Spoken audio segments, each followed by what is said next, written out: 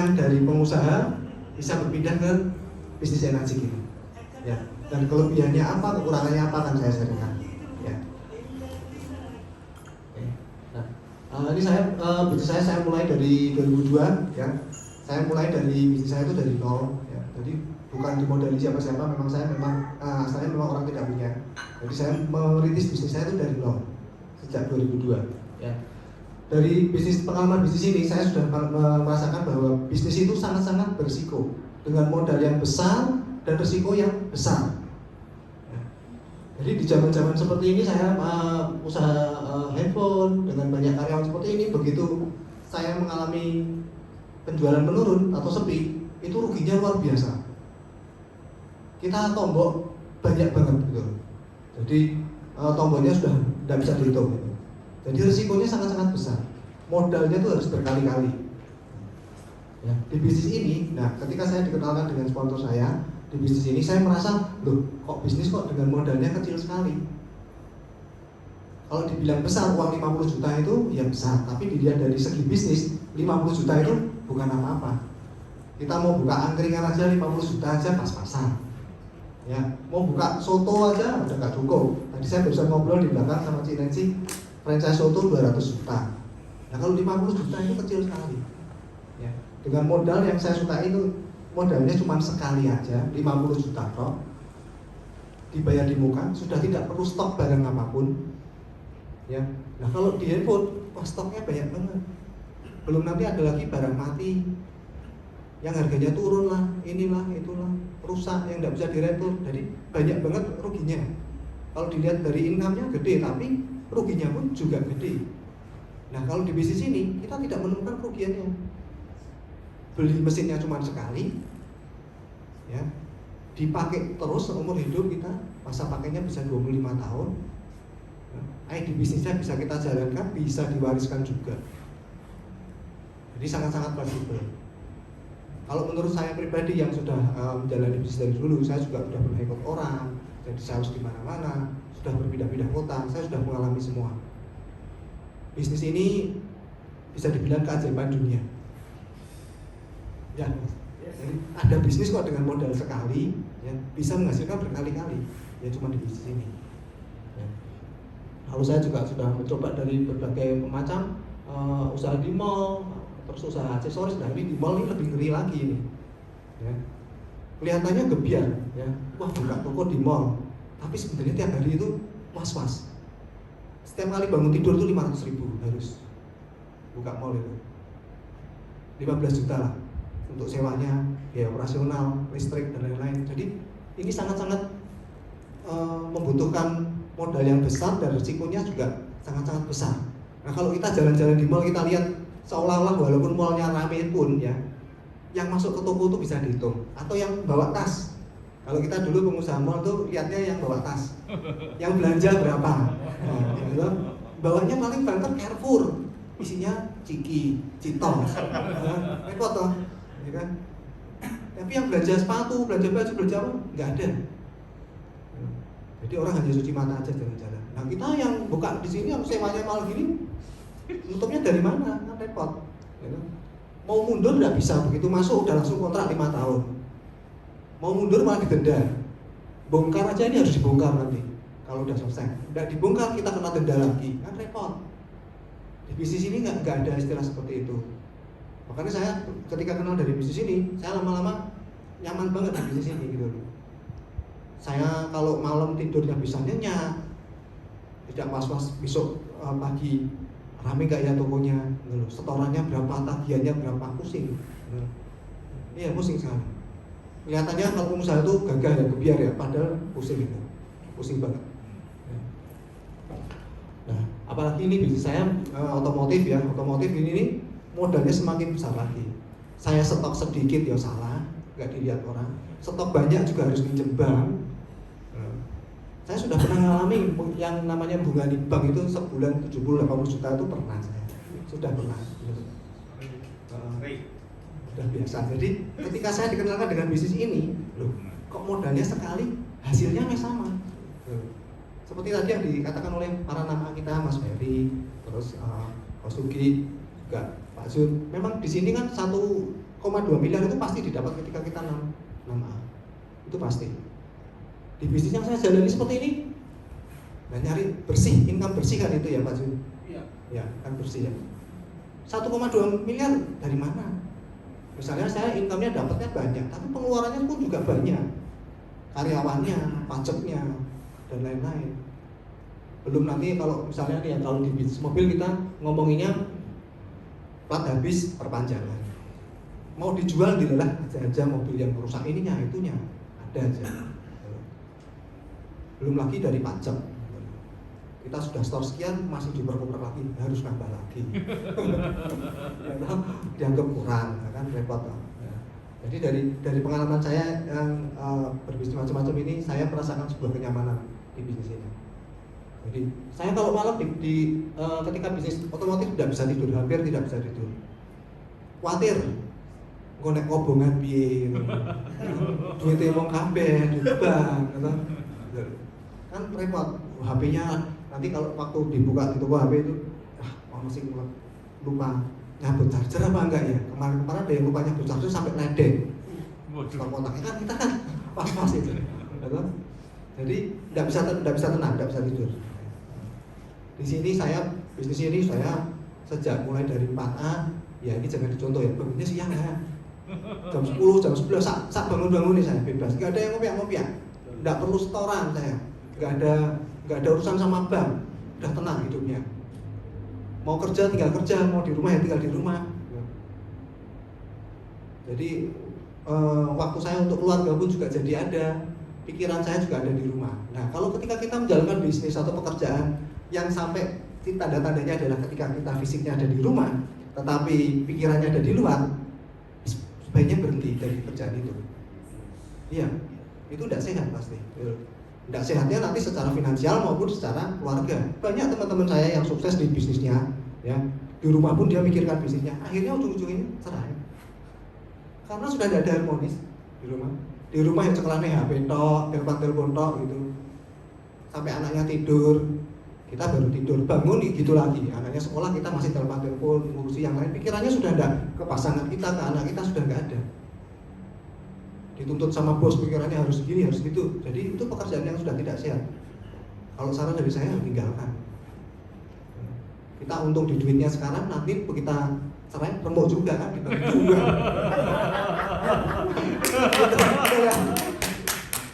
Jadi saya sendiri bisa cerita itu karena saya sudah mengalami gitu.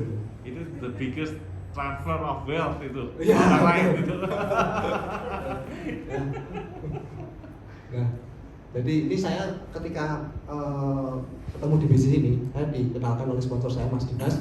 Nah, saya masih mempelajari ini bisnis opo ini. Jangan-jangan bisnis yang dol-dol, yang titik-titik kiri kanan, pairing-pairing itu, yang opo, cari-cari orang atau apa. Kan saya kan masih di bisnis jaringan ini saya sudah juga sudah berganti-ganti juga. Jadi saya juga punya pengalaman jaringan di bisnis yang lain. Jadi memang saya suka bisnis jaringan. Saya merasakan bahwa bisnis seperti ini perlu. Di saat bisnis saya yang konvensional menurun, income saya itu didapat dari bisnis yang seperti ini. Cuma bisnis ini aja yang tidak menurun dan tidak terkena imbas ya Pak. Mau pasarnya sepi, mau corona, mau apapun, kita tetap jalan kok. Ketika penjualan kemarin mulai awal-awal tahun corona juga meningkat malah penjualan mesin. Iya. Jadi saya memutuskan untuk mengambil bisnis ini. Jadi saya memang beli mesin untuk berbisnis, ya. Jadi saya memang beli untuk saya jalankan bisnisnya. Jadi saya sendiri juga sebenarnya terlambat saya. Jadi ketika dikenalkan bisnis ini, sampai saya pasang ini butuh waktu 6 bulan. 6 bulan itu saya hanya untuk mempelajari tok. Ini bisnisnya tenanan pora. Jadi saya tidak beli mesin, cuman setiap kali ada vision day di kota manapun saya datang, selalu datang. Hanya untuk membuktikan bisnis ini tenanan dan yang ikut itu bisa bertahan lama enggak gitu loh. Jadi saya kan khawatir juga kalau saya nanti ikut di suatu bisnis ternyata berapa tahun perusahaannya bangkrut, nah kan repot. Nah, nama saya kan juga jadi ikut jelek. Dan kita kan kerja kan bukan untuk main-main. Nah, kita sudah punya keluarga, punya anak, punya orang tua. Saya mengerjakan bisnis ini dengan santai maupun dengan cepat, tetap akan saya jalani. Sama-sama akan saya lewati, mending cepat toh. Nah, saya di bisnis ini sekitar 2 tahun dengan peringkat saya 5A. Total income saya sampai per hari ini sekitar 850 juta dari bisnis ini. Ya, baru 5A gitu. Ya. Sekarang saya pikir lagi, dulu di bisnis mobil, income bersih saya lah kok seperempatnya aja nggak ada. Iya, seperempatnya nggak ada. Lalu dipotong ini, potong itu nggak ada malah. Benar-benar nggak ada dari seperempatnya. Karena banyak orang yang lupa berbisnis itu jangan dihitung dari plusnya saja. Anggap aja 12 bulan ya, kita hitungannya per tahun ya.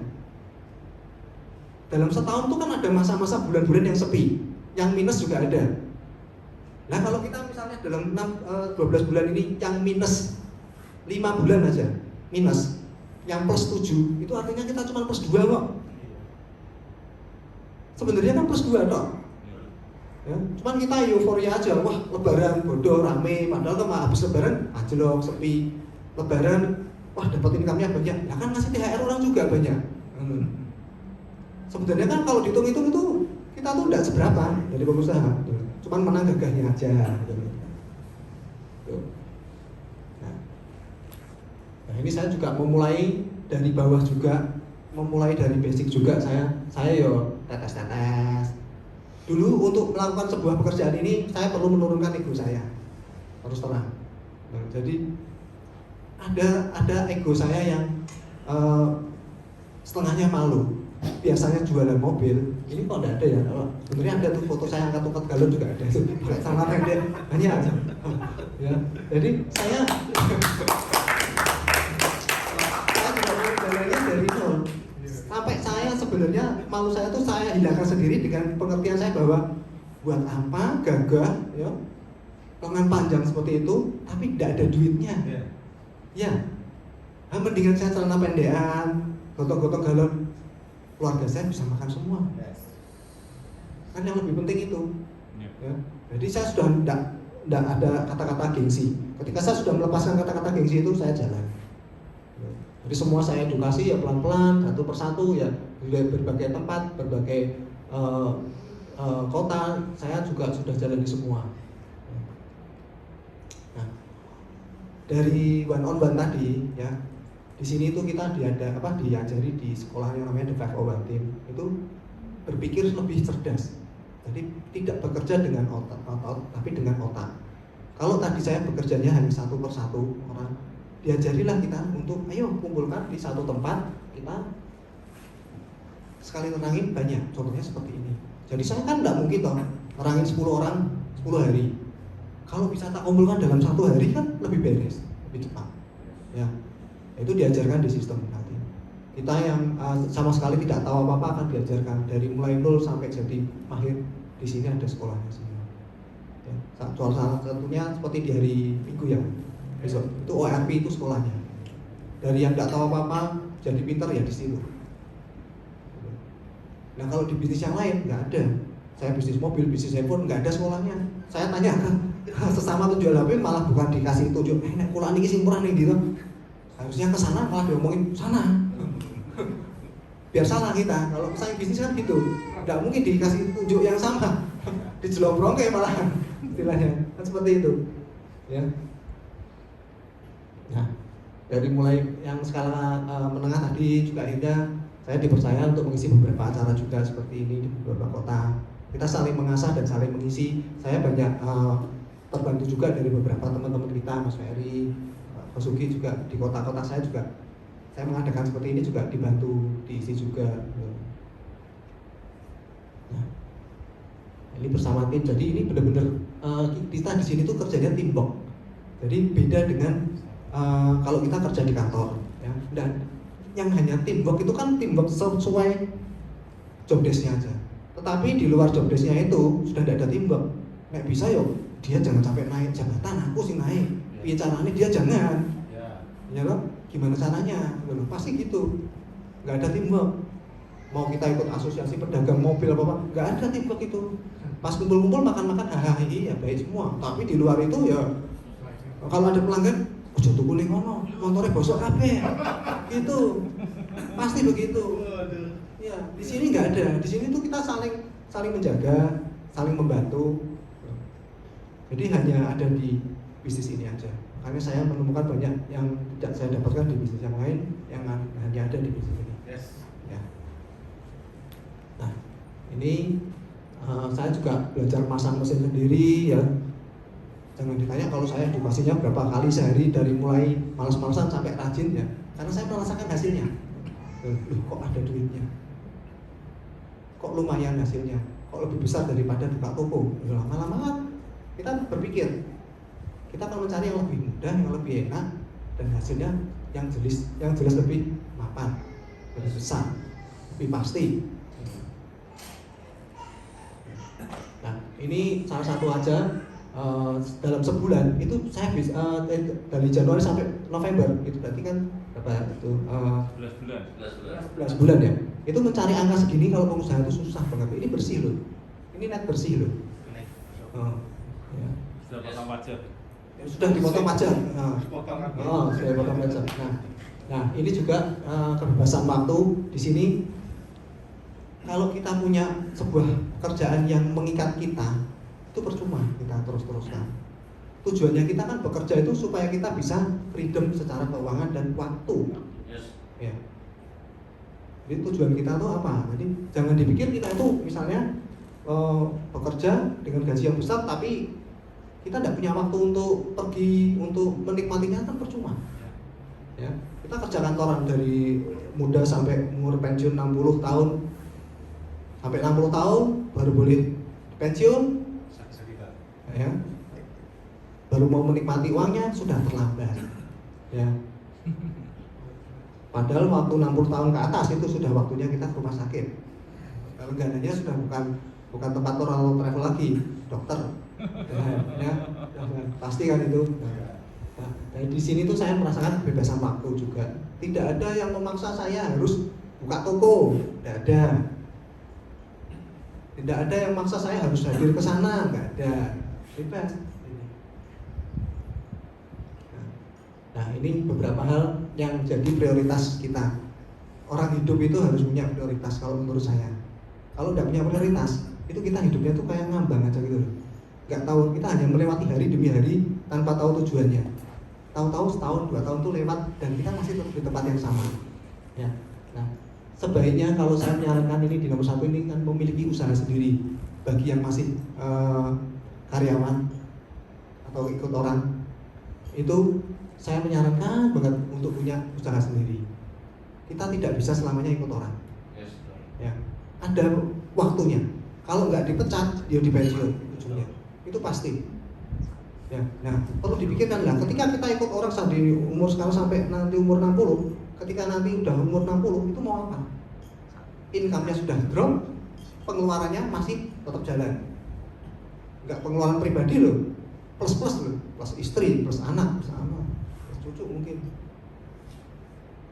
Padahal income-nya sudah stop.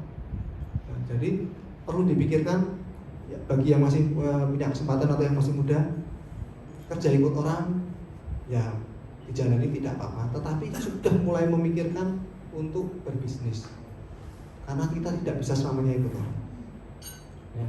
Nah, bisnis seperti apa yang mau diambil itu perlu dihati-hati. Ya. Jadi bisnis yang sekarang ini yang saya lihat ini, saya juga di luar yang difoto tadi itu sebenarnya banyak pekerjaan yang lain juga yang gagal yang cuma buka sebulan, cuma buka setahun tutup, itu banyak banget. Yang franchise, yang apa yang ini banyak. Jadi yang hilang itu satu selalu modal. Kalau gagal itu yang hilang itu pertama modal, 2 waktu. Ya. Umur kita misalnya sudah masih 30, masih muda. Kalau kita gagal setiap tahun, 2 tahun gagal, kita baru jalan 2 tahun gagal lagi, 2 tahun gagal lagi, itu lama-lama habis waktunya. Tahu-tahu udah 40, 50, dan kita masih tidak kemana-mana, tetap di situ. Dengan gagalnya usaha itu kan kita pasti akan nyicil utang itu perlu dipikirkan. Terus membahagiakan keluarga, atau orang tua. Nah ini saya bilang kita di sini tuh sebenarnya tidak punya waktu. Yang tidak punya waktu tuh bukan cuma kita, tapi orang tua kita, anak-anak kita. Saat ini saya hampir setiap hari itu keluar kota. Tapi sebelumnya saya sudah ngomong sama keluarga dan anak saya bahwa saya pamit, saya izin, saya tak kejar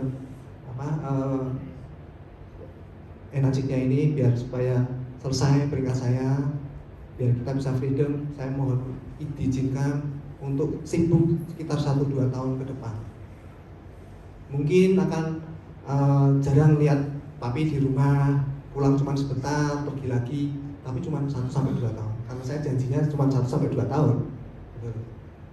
Daripada nanti kalau papi tidak melakukan energi ini, tidak melakukan bisnis ini, akan gini terus, itu sampai mungkin 10-20 tahun lagi. Nah pilihannya ada di kita ini. Mau kerja cerdas 4 tahun di bisnis ini sukses, apa mau kerja tetap seperti yang dilakukan sekarang ini 20, 30, 40 tahun lagi. Mendingan kita persingkat aja. Dan bisnis ini itu bisa dikerjakan sebagai sampingan. Kita tetap mengerjakan pekerjaan kita, tetap digaji orang tidak apa-apa. Tapi di luar itu kita kan punya waktu nih yang sisa. Wong kita kerja cuma 8 jam maksimal. Di luar 8 jam itu kita bisa manfaatkan waktu yang tersisa itu, daripada kita santai-santai ngumpul-ngumpul sama teman atau apa, kita manfaatkan untuk pekerjaan dulu. Kita jalankan bisnis ini dengan modal 1 kali dan waktu yang kita yang di luar waktu jam kerja kita sisihkan untuk mengerjakan bisnis ini. Saya yakin bisa, karena dulu saya pun juga memulainya seperti itu. Di luar kesibukan saya ngurusi ini itu juga saya tetap jalan dan bisa. Ya. Jadi kita akan memiliki banyak waktu yang berkualitas. Kalau sekarang ini kita kan bisa dibilang berkualitas juga enggak ya.